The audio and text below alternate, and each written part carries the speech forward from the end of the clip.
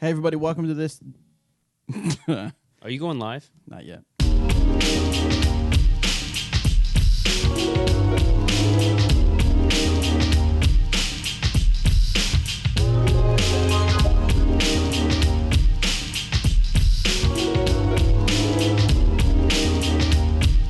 Hey, everybody, welcome to this episode of the Disc Golf Answer Man. I'm Bobby Cool, that is Slick Breeze.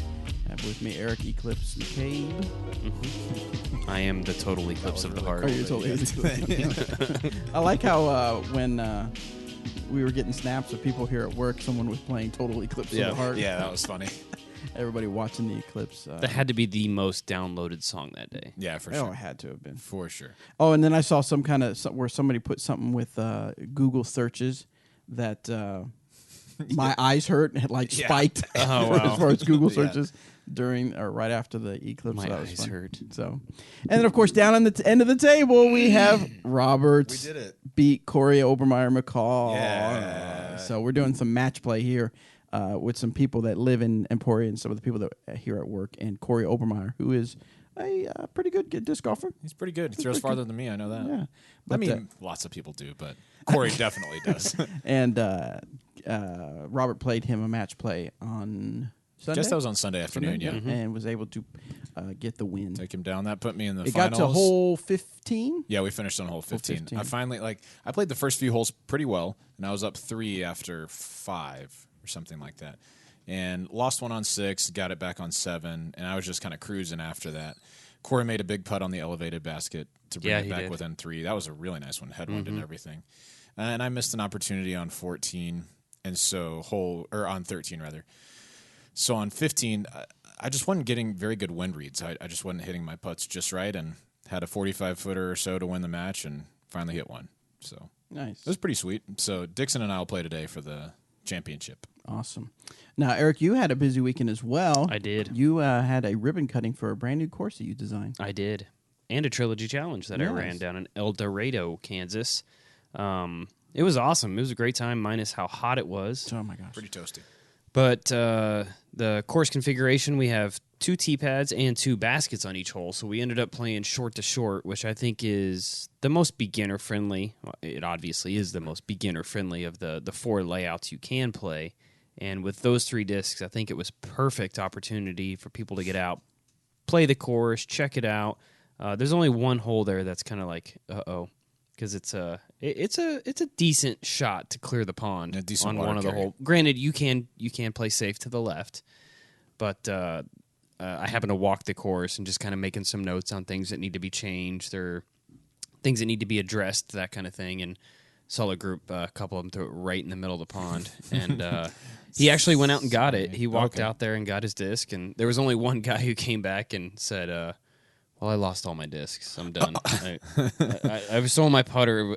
My putter was the only thing I had left, and I had like 6 holes with it, and then I lost it. So write me down for a 9. so that's kind of a bummer. Yeah, but that's unfortunate. but no, it was a great time. We had the ribbon cutting. We had the mayor in town. A lot of the city workers as well. Nice. And it was a great time. What score ended pretty up cool. winning?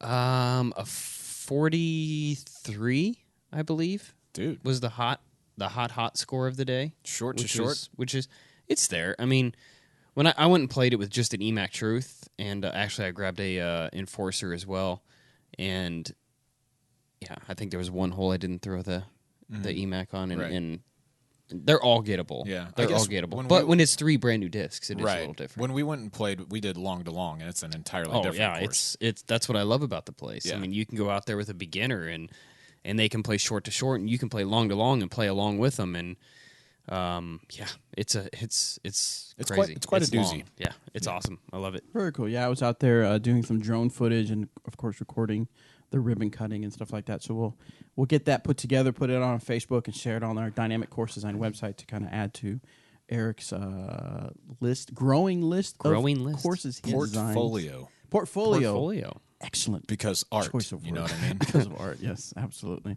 And then Doug Bjerkes and Paige Bjerkes went out to Swope Park, not in Kansas City, but to Swope Park in Cottonwood Falls, where another course that you designed, but the town wanted to put something together that was like super friendly for kids and people of all ages.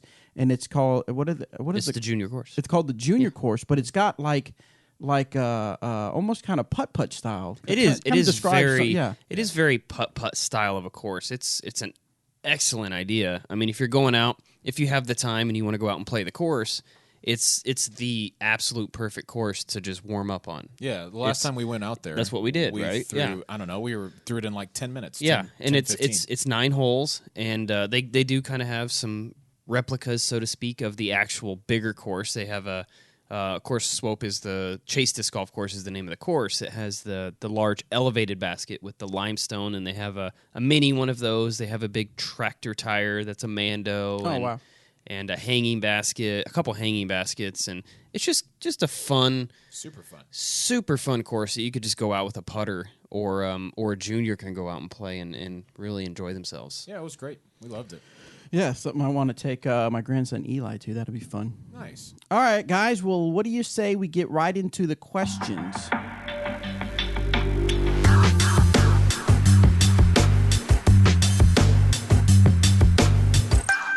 Let's get right into it. Let's get into the questions. We have some speak pipe questions? Do we have some speak pipe questions? Yes. So remember, guys, you can go to discgolfanswerman.com, submit your audio question where you can actually send in just like a voicemail question to us, which we're really enjoying. Or if you'd rather type it out, you can find the form on our website and type it out. I will tell you we're getting kind of behind on those because of the speak pipe questions, but sorry about you. We'll maybe have to do like a marathon like we've done before, Eric, where we just kind of bust out all the questions. Marathon. Like 50 episodes. No, not 50 episodes. That'll be like tough because 2 I'm or leaving 3, tomorrow. Yeah. Oh, you're leaving tomorrow? Okay, so maybe we'll do that next time, some other time. So we are now into our speak pipe question. Let's listen to the first one. This one is from Max. Check the volume. Hey, Disc Golf Fancy Man crew. This is Max from Michigan. First off, EMAC, I want to thank you for building a course in the Upper Peninsula of Michigan. I didn't actually know until a few podcasts ago when someone mentioned it on SpeakPipe, but thank you so much. It'll be super cool, and I hope you guys can do a video of it. Absolutely. Anyway, on to my question. So I'm a primarily forehand player, and I really like the Felon because I can throw it low, flat, and hard, watch it just ride out and go about 300 feet, and I love it. Anyway, but when I throw higher speed distance drivers, I like to throw it hard and flat again, but they tend to soar out on me. I don't know if this is a glide issue or maybe a form issue. I'm thinking it might be form, but let me know. Thank you so much, and EMAC, Bobby, Robert, keep it real. Keep it real. Keep it real. All right, guys, what do you think? Soar out on him. What do you think that means? I'm guessing that means just hyzers out. Yeah, probably so. Yeah. Well, soars out. Well, I know throwing forehands, you do get a little bit more power. Sure. On a disc, so you create more spin. So naturally, it's going to fly a little bit further if you've got the correct form and you're putting the correct amount of spin. All the variables have to come together. Sure. But you will get more power on the disc, which creates more spin, obviously, but it helps the disc go further. Right. As opposed to just throwing regular old backhand. By soar out, I'm assuming he does mean finishing left, just hyzering out. But or right for a forehand. Correct. Yeah. Correct. Yeah. So I would guess that would have something to do with it. Yeah, I mean, I don't know if you're throwing the Felon well forehand, then I would probably consider trying, and say the distance drivers you're throwing are a defender or an enforcer or something like that. I would try like a trespass or something, honestly. Well, I mean, you should try a trespass regardless of They've been coming out really nicely. Yes. Very nicely. very nice. Yeah, I would try something that has a little bit more, a little bit less high-speed stability, just that you can throw the same way as your Felon and maybe get a similar distance. It might just be a form thing in your forehand that you need to work on. And actually, old Danny Lindahl, he knows stuff, right? He's on our live page right now, so you might submit a question to him forehand form, and I know that he's done a video or two about it, so you might check it out with him. But I would just suggest trying a lower speed, or not a lower speed, a lower high-speed stability disc. And lowering your speed. Yeah, that'd be helpful. Your arm too. speed. For sure. So. Yeah, I think that's good. All right, let's hear from PDGA 83071.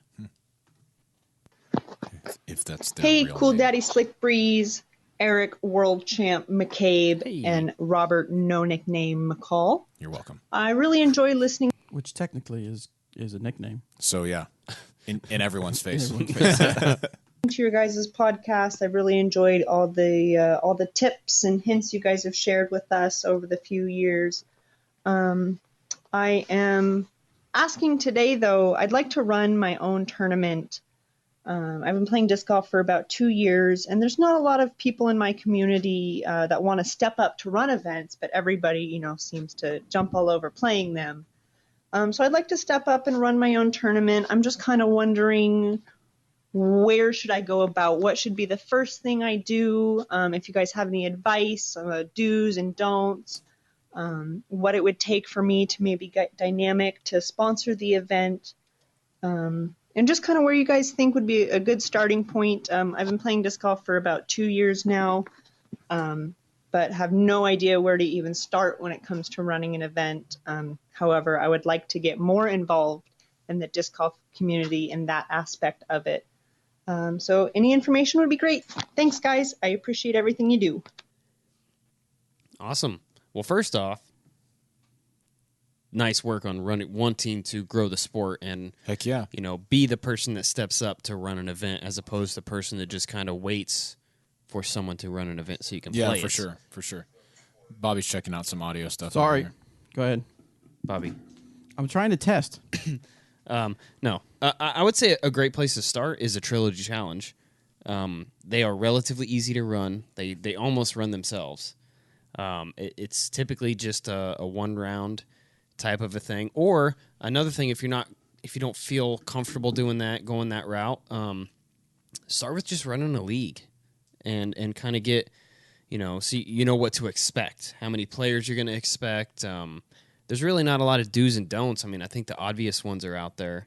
Don't, stack cards or put different divisions on each card. Just the basic stuff, But no, I would absolutely look at either Trilogy Challenge or maybe just kind of starting out with a league and kind of growing that league into something, and then kind of maybe then you can work on running a C tier the next year or even a B tier. Yeah, for sure. I would also just say one do as much work ahead of time as you can. Yes. Because the morning of, you'll think, I can put these cards together morning of, or Yeah. I can make whole assignments that day. Be prepared. Just, knock that out early so that the day of, you're just ready to execute. I think that's a good way to do it. Awesome. All right, next one comes from Andrew.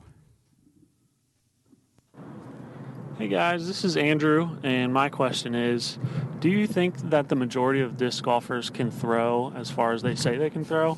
I've been working on my distance in the field, and I've just been trying to compare how far I can throw versus most people. And it seems like a lot of people say, I can throw 400 to 450 feet. In an open field, I've really been struggling to break the 400 mark. And I was just curious if people can actually throw over 400 feet with no wind on a flat surface. And then my second question is, do you think it'd be a cool idea to have a video where you take a varying amount of disc golfers with different skill levels, take a poll of how far they think they can throw, and then go out in the field and see how far they can actually throw? I think it'd be cool to see if it's a common misconception with disc golfers, and a fun test to run. Thanks for answering my question, and keep it real. I love that idea. I absolutely Distance love that idea. Mythbusters. Oh, that's great. It's probably trademarked, but we could come up with something else. Nah, it's probably not. Nah, I don't. So do you think? I don't think they do that sort of thing with TV shows. or anything. No. So do you think most people don't understand either they're? Do you think they're trying to be bragging, they're braggadocious, or they just don't really understand what 100 feet is? combination. Yeah. Yeah, I think the answer I mean, is there's. yes. Did you say 100 feet? Well, I just gave a. Okay. I mean, 100. In other words, they don't understand 100 feet, so they wouldn't Yeah. understand 300 feet. Yeah. Or the 500 I think that's feet. I think that's the majority of it. That people just don't realize how far. I mean, even 400 feet is. 400 foot is a bomb. Yeah, you've thrown it pretty good. I mean, it's yes, people can throw 400 feet and people can throw course. 500 feet. Of course. But when I read posts online, people saying that they throw their mid ranges 400 feet, I question that. Yeah, unless it's, like a very top guy. But Yeah, they would never yeah, post yeah, that yeah. because that doesn't matter to them. Yeah, exactly. Yeah. Or when people are looking for form questions and they say, "Oh, I throw about 500 feet," and then you watch the form and there's just no way. And you're like, no, I you mean, don't. not that we're picking on people, but yeah, absolutely. People, there's no way that some of these people that claim they can throw that far do, and there's nothing wrong with that. Sure. I mean, I that's what I've always been curious about growing up through the sport is why distance? Why is it? And I get it. People want to throw as far as they can, but you give me an option of to be the best putter in the world or the longest thrower in the world. I'll take putter. I'll take putter all day, every day. For sure. Yeah. I mean, I think it would be a fun video to do, but I mean, the point would get across probably in 2 or 3 people throwing. That's the point. And I think people yes, but I think people know Oh yeah. that when they say it, they're probably going, he doesn't understand what he's doing, and maybe someone can actually throw that far. Oh yeah, people can. I mean, Absolutely. When me and Eric are out throwing, doing is this right for you or stuff like that, I have to ask Eric because I know I don't have a good perception of distance and stuff like that. I just never had, and I'm not. I mean, I've got Eric, so why So why? bother trying? I've just given up trying. Ever. Yeah, just If just I had give up. $1 for every time I've heard that phrase. Why try? No, Because I've got of- Eric. Oh, yeah. So why try? So I try. Then you'd have $4. $4 whole dollars. All right, next one's from Mikey. What is up, Disc Golf Answer Man crew? Cool Daddy Slick Breeze, Eric, the Tattoo McCabe, and Robert All right. Dancitron McCall. Dancitron, This is that's Mikey me. down here in South Florida again. First of all, thank you guys for answering my questions from last week. Really appreciate those answers.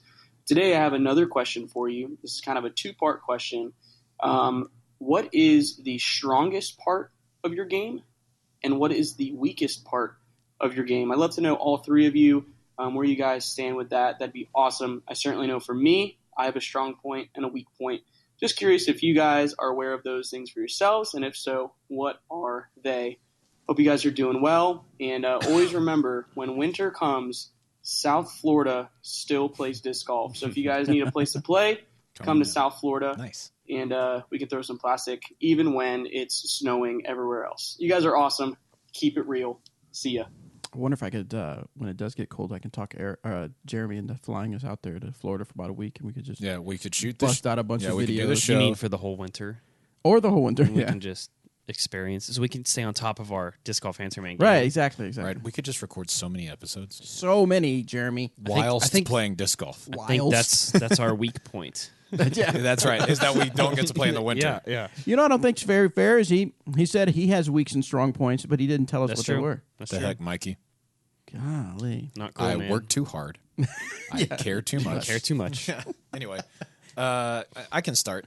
I think my strong point in disc golf is anytime I have got a putter in my hand, whether it's throwing or putting, I feel confident in that area of my game. Probably more throwing up shots than putting. I mean, I feel like I'm a good putter, but if I'm inside, 200 or 250, and I can throw a Warden or a Slammer or something, I'm very confident I'll get up and down from there. I would say the weak point of my game is, man, I don't know. That's a tough one. There are several. Laundry list. There are multiple weak points. As he pulls out his iPhone. and That's right. The checklist that I beat myself up over.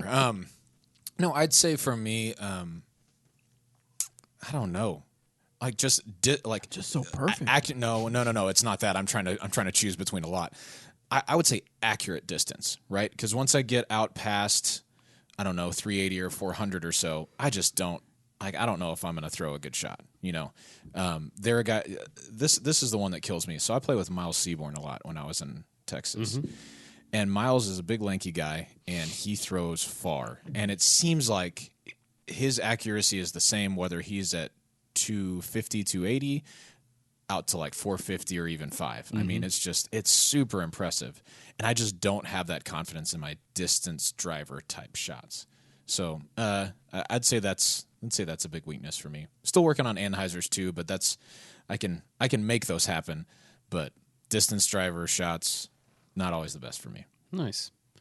Well, for me, I would say my strong point used to be putting, just deadly accurate. Yeah. And when you don't practice as much, you kind of lose things. Well, now you suck at it. Yeah, sure. That's fair enough. That's not true for the listeners. Eric still makes very many putts. I would say throwing a mid-range is probably one of my strongest points. Yeah.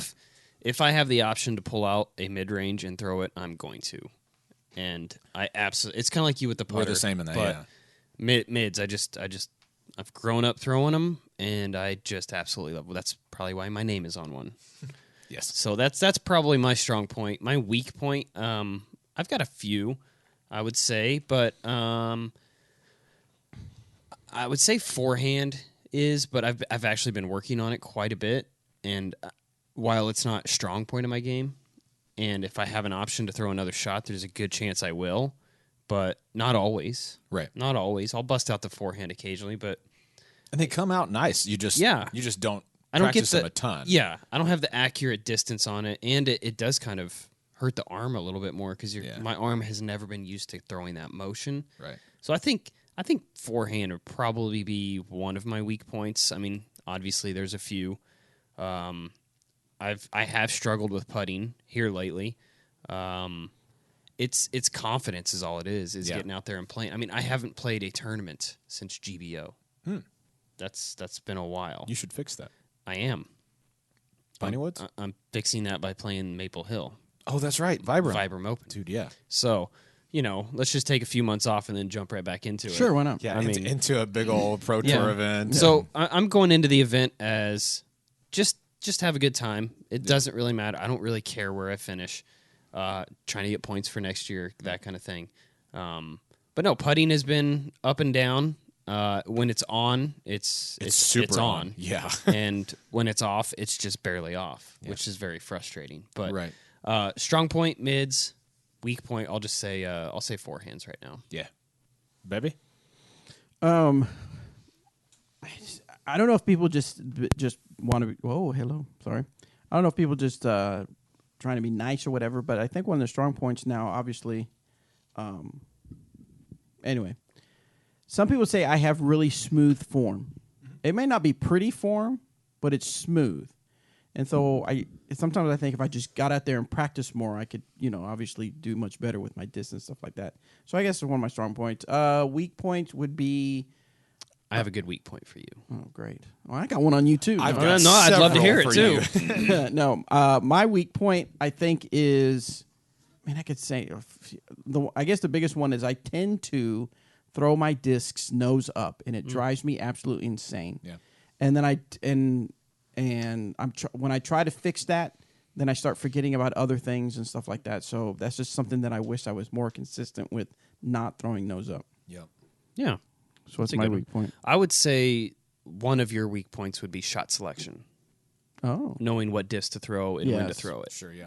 And it's not a weak point. It's just not knowing, Yeah. So I would say that's one of yours.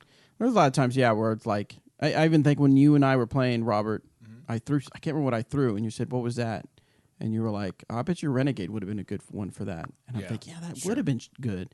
I think sometimes it just sounds silly, but it's like, I'll throw Renegade, and I'll be like, man, I want to throw the Air Trespass, see what it can do. I want to throw something else. Right. I'm sick of throwing this I want to Renegade. throw something different. I want to see what this does. See, I'm the complete opposite. If I'm throwing a disc and it's working, I'm throwing that disc on every single shot possible. Yeah. That's probably what I need to do. If it's working, it's working. If it's working, it's working. All right, this next one is Max from Discraft Country. Discraft Country, I'm sorry. Oh. Discraft Country. Here we go. Hey, Bobby, Robert, and EMAC. This is Max from Michigan. So I have a question about difficulty, especially at the pro level. And I know that some people like watching videos of Ricky Wysocki and Paul Macbeth just absolutely crushing a course, getting 45 under par for the weekend and taking home the trophy. I'm not in that group, though. I like to see, much like ball golf, more parity between all of the competitors and lower scores overall, because I think there's more tension, there's more excitement, and every stroke really matters. What do we need to do in disc golf to make it more like that? Maybe you're not in the same category I am, but take it as a theoretical. There are some things that I don't like, though. I don't like artificial difficulty, making the fairway super, super narrow, or adding trees everywhere, or adding a tree right in front of the basket so you don't have a clear look. What on a fair and good level can we do in our course design and maybe even in our disc design to add more difficulty to the sport? Thank you. Bye. This is going to be a debate, a heated debate, or topic forever and ever. It seems like. I think so. Yeah. I mean, how do we make it more difficult? I mean, there's so many make the holes longer, but then some people don't like that. Make the baskets smaller, but some people don't like that. I mean, what are you going to do to the discs? Make the course harder. Make the People discs. don't like that. I mean, stop. I mean, they already have specs and standards. PDGA puts out that your disc can't be so. The diameter can be so much. The rim can be so much because, for one, they believe safety, because you don't want like super razor thin a wing or the rim on there, the wing, whatever. But I believe some of it is also to kind of make it to where you can't make a disc that flies supersonic speed. Yeah, I'm obviously supersonic. exaggerating, but so I mean, no, yeah, it's a tough one, and like there's I no wonder if real answer. Right. I wonder if you had watched Idlewild this weekend, because the scores were a lot more like a golf tournament this weekend. Where par is good. So it was just adding more trees then? I mean, it's a super wooded course, yes, but also some of the pars were, I mean, like Off a little, probably. yeah, I think they were a little. No, what do you mean? strict. Explain to me what do you mean, but when you feel that they're off. Yeah, so Give me one example. okay, so hole 13, I think, at Idlewild it's a double mando through this Y tree, right? And Y tree's in the middle of the fairway. I mean, it's a fair gap because it's pretty close to the tee. At least this is what it looks like to me. And it looks like it's really the only shot, right? You would never want to really throw outside of Yes, that, but okay. as soon as you put mandos on it, you're like, oh, this is a lot more scary. So start with that. There's an OB creek that runs all along the left side of the hole, and then the green is an island green that the OB creek runs in front of and I guess around to the side. The hole is like 460 or 470 feet. It finishes once you're through the mando, you have to beat another group of trees and then finish way over to the left. And it's a par 3. It's on an island too, right? Yeah, it's on an island. Yeah, I don't think that's a par 3. I mean, I think they said one person tooed it all weekend With the throw in. And it played maybe so, and it played way over par. So I don't know. There's that school of thought where it's just make the pars smaller. Like we could make, hole 3 at Jones East. We could just say, well, that's a par 3 now in the right position. I mean, we could go as far as that goes. You can go 3, Then- 4, 5. You can go. All of those could be labeled as a par 3. Exactly. Yeah. So I mean, there's that school of thought, but I don't know. I don't think that players finishing a lot under par is what's holding disc golf back, personally. Yeah, I don't either. So I don't know. I did enjoy watching this weekend because it was just an insanely technical course. A lot of people got a lot of bad kicks, and James Conrad ended up winning this weekend, and he recovered from those bad kicks well, and he kept it in the fairway for the most part. And he's a very good putter too. So I don't know. That's a tough one for me. What about you, Eric? Well, I mean, he says he doesn't like people shooting so far under par, but when people go to change the course by adding artificial OB or trees, he doesn't like that either. Yeah. So I don't really know that there's an option minus smaller baskets. But what's smaller baskets going to do? Yeah. I mean, people are still going to hit putts. People are still going to make putts. and it's not just putting. If you think about if it's a shorter course, they're still going to be accurate with their shots. They're going to have. I don't know. I honestly don't think that's what's holding the sport back. I don't know what's holding the sport back. Money. We're still in our infant stages of life, more so to speak. I would say. Yeah, I mean, I don't even know. I like the term that when people say holding the sport back. I mean, we're growing. Right. Yeah. I mean, we're not being held back in a sense that we're not There's growing. not one person out there that's just holding the Yeah, sport it's like in their no, hands, no. saying no, we're not going anywhere. I mean, If And- so, and- we go beat that person up. And then, well, what's funny is I see all the With a complaints people posting saying, "Oh, cornhole's on ESPN," blah blah. Blah. I mean, Yeah, I mean, they paid. Sure, but two things there: cornhole paid for that, and two, you need 3 cameras to shoot it. Right. I mean, and you don't necessarily even need a nice camera because it's not like weather's gonna be a factor at Exactly. your cornhole event. Plus, what about all those very passionate cornhole fans?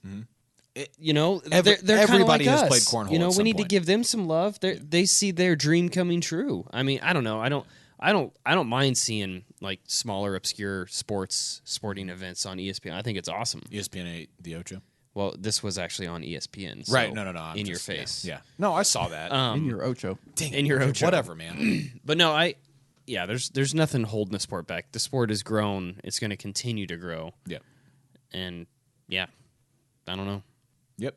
Yeah. All right. Next question comes from In your face. In your face. No, from John.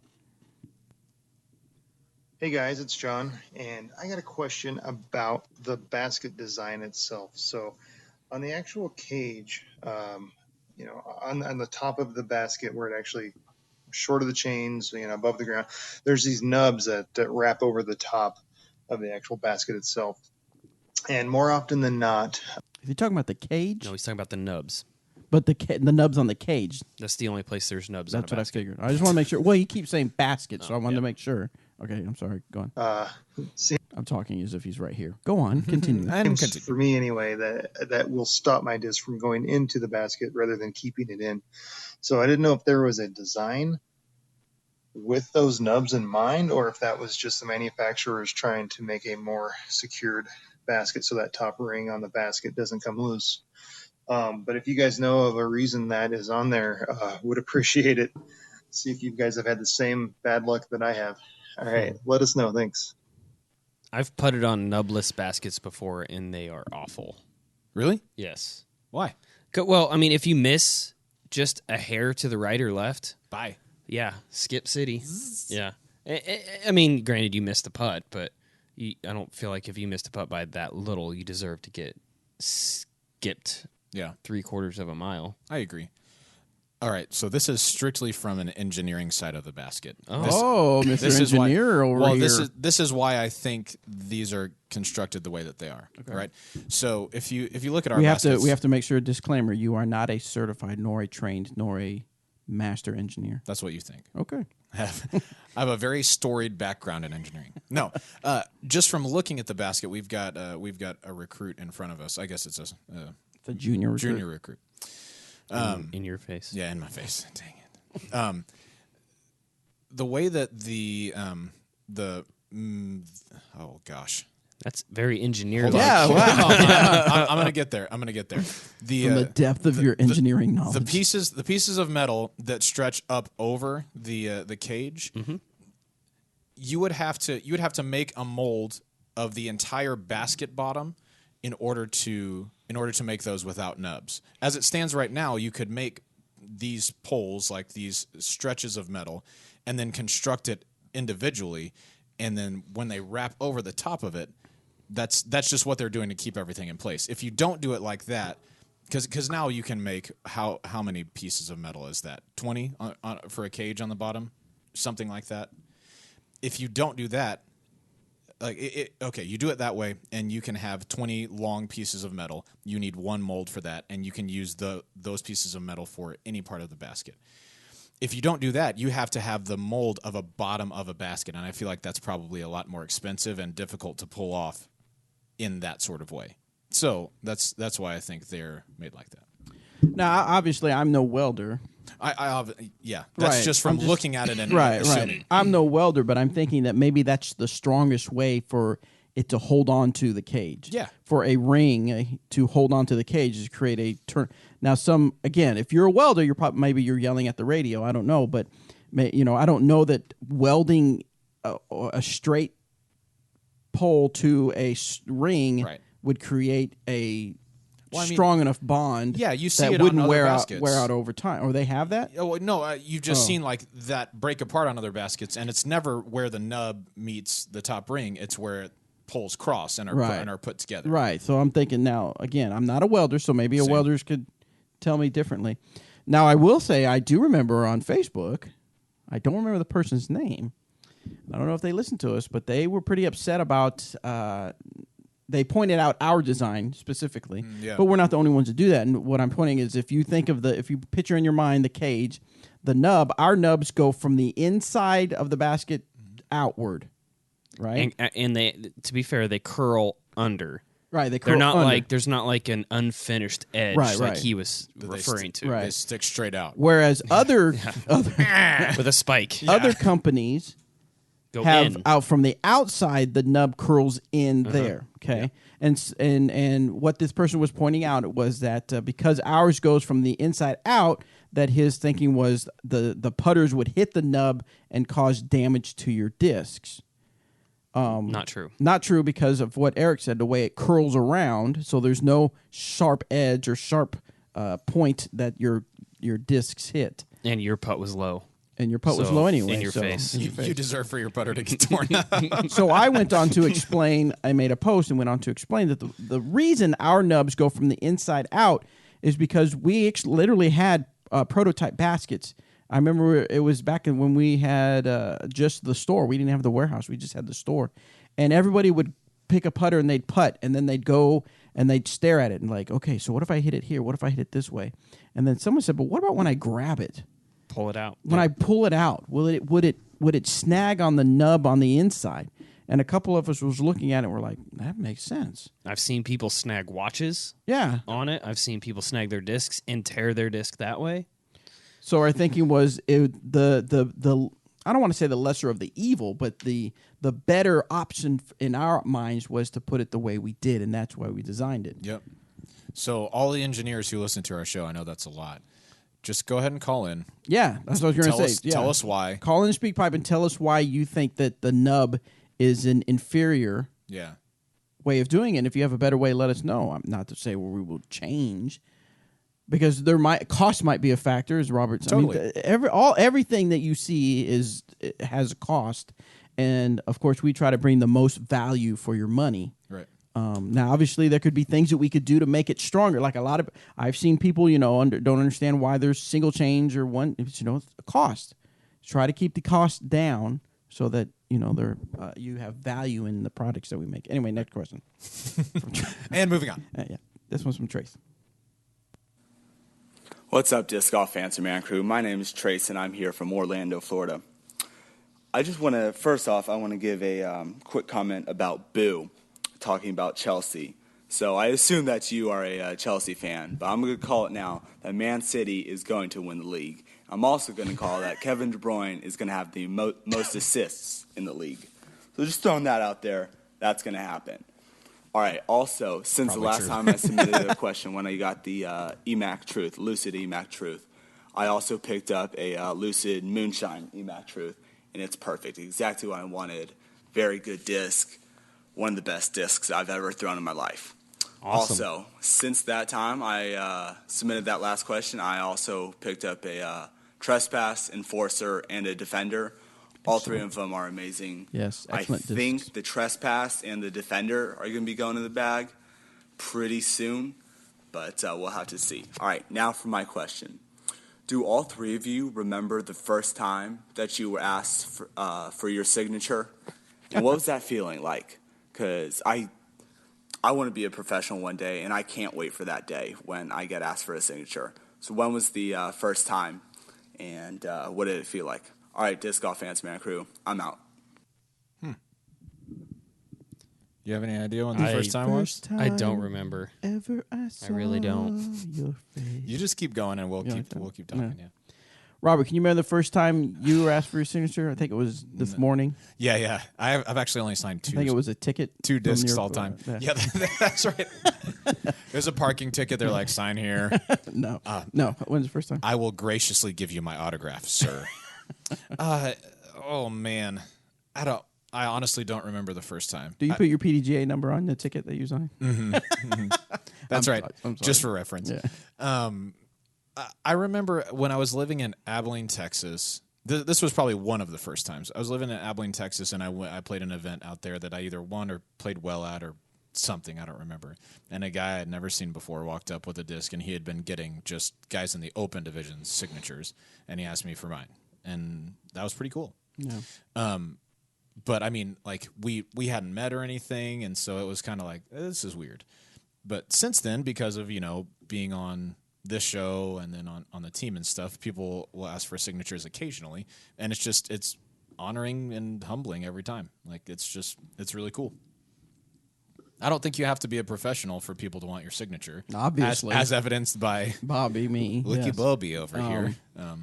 No, I don't remember. I can't remember the first time. And I used to sign at Cool Daddy Slick Breeze, and then I thought, man, nobody wants me to put half my name all over their, my name over half somebody's discs. That's like Paige Bjerkes' covering everything. So, autograph. so now I just do Bobby. I don't remember the first time signed, but every time it happens, like you said, it's a really cool feeling. Yeah.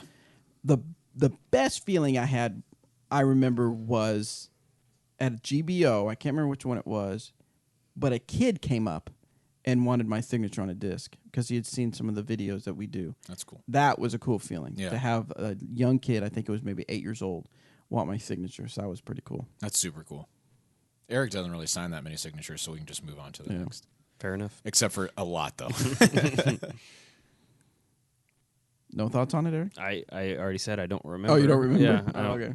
I honestly don't. I wish I could, but it's awesome. Had to have been a long time ago. I do enjoy it. All right, next one comes from Christian. What up, DJM family? This is Christian calling from Flower Mound, Texas. Quick question about field work for you. Played a mini this past weekend, and for my upshots, normally my go-to disc is my Warden, but man, my Warden just wasn't flying for me like it normally does, and I feel like I have to go back to the drawing board with it, so I'm thinking of taking it out to the field and just, working on some lines and, trying to shape my shots with a little bit of touch with it. But was just wondering, would it be beneficial to take just the Warden or whatever disc I would be working with at the time and take it out on the course and play just a one disc round with it? Because currently right now I'm only bagging one Warden, so it would be kind of, exhausting and kind of annoying to have to just throw the Warden back and forth in the field, throw it on a Haja line, walk over to it, throw it back on whatever kind of line I'm working on. So I think, I'm just wondering what you guys would think, what the pros and cons would be of, just taking it out to the field or taking it out on the course and using just that one disc, using it off the tee for up shots, for basically every shot that you would need on the course. Would it be more beneficial, less beneficial, the same? So I was just wondering what you guys would think about that. And, yeah, let me know and keep it real. Thanks, guys. Peace. Nice. I would say... No, I'm not going to say that. What? Throw a judge? Yeah. We're hateful. No, I'm kidding. Warden is a great flyer. I don't even throw judges. I putt them. Oh, that's right. Something I'd recommend, going out to a field is rough to practice with just one disc. Couple options, 3 options that I'll give you here. 1, buy more Wardens to throw in a field. I know a guy who has some. Steve-O? Yes. Okay. Number 2, find a friend that throws a Warden and go play catch in the field, which is great opportunity to learn lines. And I absolutely love playing catch with somebody because when I play catch before a round, I'm not just warming up my arm or my body or anything like that. I'm also hitting lines. Yep. I'm hitting lines. I'm throwing it. My goal is to not make the other person move. Unless, I don't like them, then I'm running all over the place. Sorry, really I threw tired. it way over your head this time. Third option, since you're in Flower Mound, I know the area, LL Woods is a fabulous course to take your Warden to and just play it on every single shot. Yep. Just take that disc, go play the course. Now, throwing it that much, you have the potential to beat it up a little more. But that course just sets up perfect for just going out and throwing one disc. I wouldn't recommend doing it in like in Arlington or anything like that because it's a little rougher terrain, as where L.O. Woods is a grass course, relatively short. So those are my 3 options that I would give you. Yeah, I think putter only rounds are fantastic. Like I think that's a great way to do it. And if you're trying to learn a new disc, then I prefer that over just going to a field and throwing it back and forth, because it's like you said, you throw it once and then you walk over and throw it again. If I'm working on putter shots, I'll take a stack out to the field and just throw and throw and throw and throw, which makes it a little easier to do. But I like going to a place kind of like Eric's suggesting for L.O. Woods. LL Cool J? Yeah, that's right. As hard as... Oh, sorry. Going out to a place for us like Hammond Park out here. And which we've done. Yeah. Occasionally. With just a couple of putters. Usually for me it's a couple of Wardens to throw and a couple to putt. And just playing that. I like that a whole lot. I would ask, and though I think the Warden is a great thrower, but if you're just not quite clicking with it, if it's the disc that you're not clicking with, or if it's just your touch with it, because those are 2 different things. If it's the disc, then try something else out. Try a Marshall or try a Judge or whatever. But if you know that you're just not throwing it correctly, but you like the flight of the disc, absolutely go play a putter only round. I think that's a good way to do it. Cool. All right, Robert.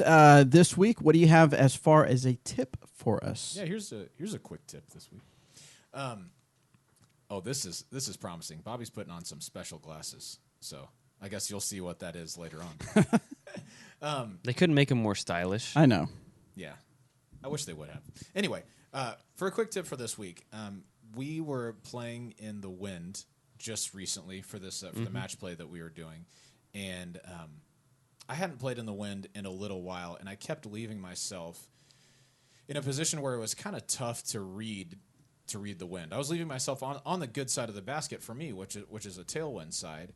But I wasn't putting myself right where I wanted to, and so it made my putts a little bit more difficult and pretty frustrating at times when you just don't weed the wind correctly. Don't read the wind correctly. But one of the dangers of putting in the wind and just putting in general is the quick tip that I wanted to talk about today, and that. Those are fancy. I'm man. sorry. That's weird. Sorry. That's okay. The quick tip for today is when you're planning out your shot, think about the miss that's better, right? So, say I'm lining up a 40-foot putt and I've got a right to left wind moving pretty hard. I putt with a little bit of hyzer, right? I need to play the right side of the basket when I putt that, because if I miss low and it hits the cage, okay, no problem. I drop in for my 3, assuming that was a birdie putt. If I miss right side, usually it's not going to blaze too far past, but the putter is usually going to move to the left. Now, if I just play for my regular aiming point in the middle of the pole to slightly left on the basket and it misses left, a lot of times I'm left with a longer comeback putt or a similar distance, and now with a head crosswind, which is a lot more difficult to read. So when you're setting up for a putt, for a throw, for a shot, play for your miss to be on the correct side.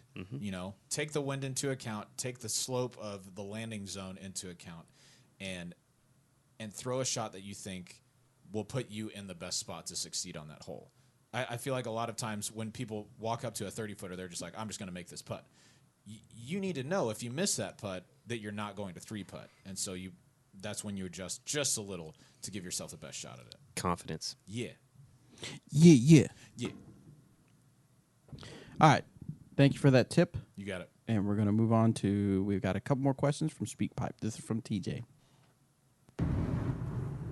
Hey guys, I just wanted to say thank you for talking about just playing catch. So I was up at he in the camp room? with some youth that I work with for my church, and decided to just pull out my Warden, my Fusion Warden, and toss it around. They didn't love it because it kind of hurt, because it is a little bit more dense. But what it did was I realized one of my issues with my short range upshots was I was trying to do too much of a reach back, and when I was just playing catch, I kind of shortened my reach back, and we were about 100 feet away, and I was throwing them dead on with this new reach back, and I started playing rounds and became deadly accurate through playing catch, and it really helped improve my shorter, 100 to 200 foot up shots.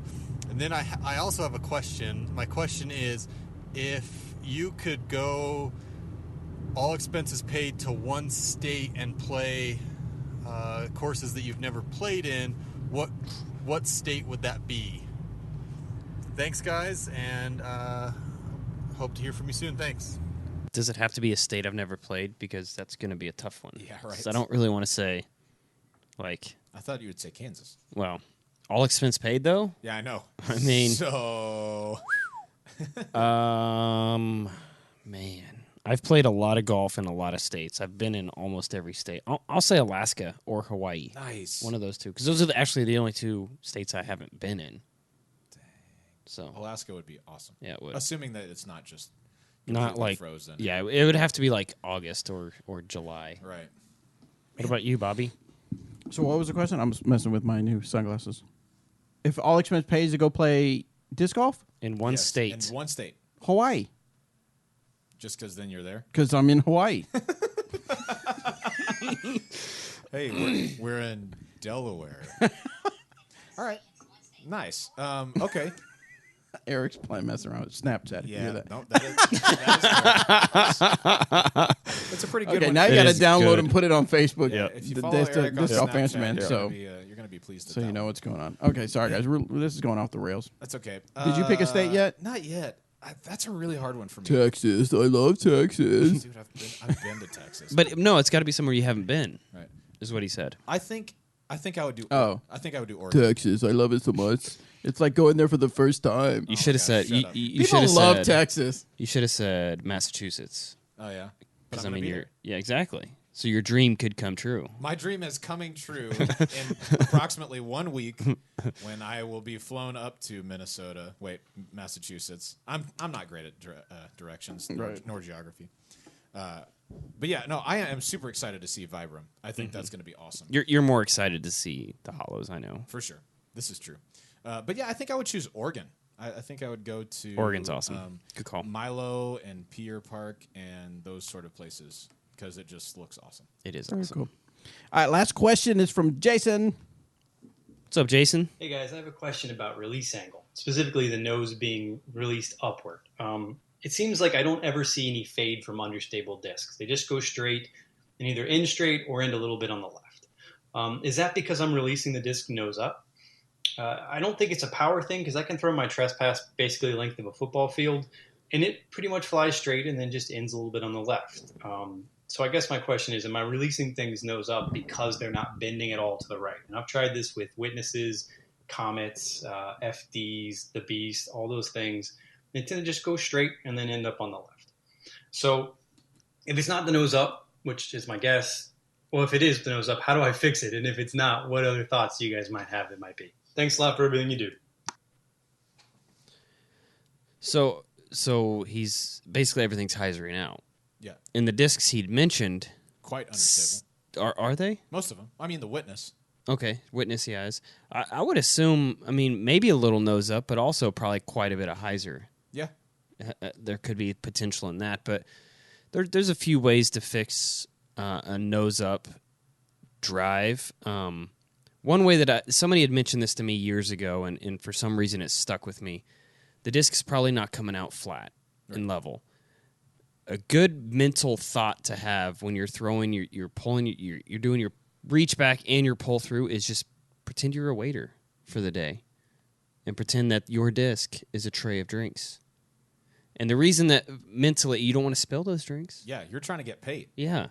So mentally, when you have the discs, when you have drinks on a tray, you want to keep it as flat as possible. So mentally, if you just kind of have that visual, and obviously slowing everything down, and put a camera on yourself and slow it down a little bit, you can really tell what's going on there. But if you don't have that option, just nice and slow, nice slow release, and then kind of work up to getting a little bit more arm speed, and then it'll come natural. Right. Well, and he said he was throwing a trespass about the length of a football field, so either 300 or 360 feet, depending on. Just throw a trespass on every shot. Yeah, right. It seems like a good idea. I would suggest one thing, actually probably two. One would be that I think you might try reaching back a little bit higher. If you're having trouble getting the nose up, it may be that you are reaching back low and then just trying to get back to level, and that your disc is already nose up on the back of your reach back. So I would suggest maybe reaching back a little higher, and definitely videoing yourself will help out with that. Yes, it will. The other might be that I find myself doing this a lot. If I know a disc is really understable, then I'll back off of it when I throw it almost subconsciously a lot of the time, to where, because I don't want it to flip over super hard. If I was throwing like a Witness, or for me like a Warrant or something like that, I'll back off of that and put extra hyzer or something. And a lot of times that will cause it to come out nose up and finish out to the left. And so I would recommend trying to reach back a little higher and then commit to the shot. Like, throw the speed that you're trying to throw. And if it turns and burns, that's fine. We can come back from that, but you at least need to know what it's like to turn that disc over. That's what I would say. Awesome, guys. Well, thank you so much for sending in all your questions. That's it we have for this episode. What's going on this weekend? I will be in upstate New York. Oh, yeah. You're taking off tomorrow? Driving tomorrow. Now, what are you doing up there? Are you just going, see family. Oh, nice. Go to Vibram Open, obviously. We're going to play it, and then we're going to go to the Hollows and do a Luck of the Draw skins match with Ricky and Paige and myself. Those have been so much fun. Oh, this is going to be awesome, too. There's going to be a lot of people there, and if you're in the area and want to come out, it's Tuesday, September 5th. Head on over to Breaking Chains and pick up some raffle tickets. Have your opportunity to play with one of us and win some money and a cool disc. So yeah. And then we'll be over at, did you say the Pleasant Hills Disc Golf? I didn't say that because I am not going to that. You asked what I was doing when I was up there. Oh, my bad. I didn't know you weren't going to it. No. I need to get to the Hollows the day before and walk the new course and put some more coordinates in the ground and make sure everything's good to go there. Okay, well, I'm going to be at Pleasant Hills Disc Golf Course. I am also going. Robert will be at Pleasant Hills, and so will Jeremy Rusko. Yeah. Mm-hmm. So we're going to be over there with the people over at Pleasant Hills Disc Golf Course, and Ricky Wysocki and Paige Pierce will be there as well. Technically, Eric will be there, right? Eric Oakley and Tina Stenitis. And what are they doing? I think they're just doing a clinic. Just the clinic, or are they going to do it? Oh, the Sandbaggers Ball. There's a C tier as well. Yeah, C tier. Yeah. Oh, I wonder if I could play it. I'm interested. No. I'm taking my bag. I can't play it? No. Oh, okay. I'm taking my bag for sure. For sure. All right, so that's not this weekend. That's the following weekend. Correct. This weekend actually, it's is not. It's not even the following weekend. It's actually 2 weeks from this weekend because the following weekend is Maple Hill. It's not the. It's weekend. not a weekend. It's Memorial a Monday, Day, right? Yeah, it's a Monday. Labor Day. Yes, correct. Memorial. Labor Day. Christmas. Yeah, and Christmas. Kwanzaa. Labor Day. So anyway, so that jam packed. But this weekend, I'm going to try to take it easy. Yep. Because there's nothing going on, right? Not that I know of. I'll be hanging out at home. I'm gonna go play some disc golf. Hey, if you call me to play disc golf, I'm gonna be like, nah, I'm hanging out at home. No, I'm hanging out at home. Sorry, dog. I'll be there in 5 minutes. Okay, I'm interested. Anyway, guys, thanks for listening. We'll see you next time.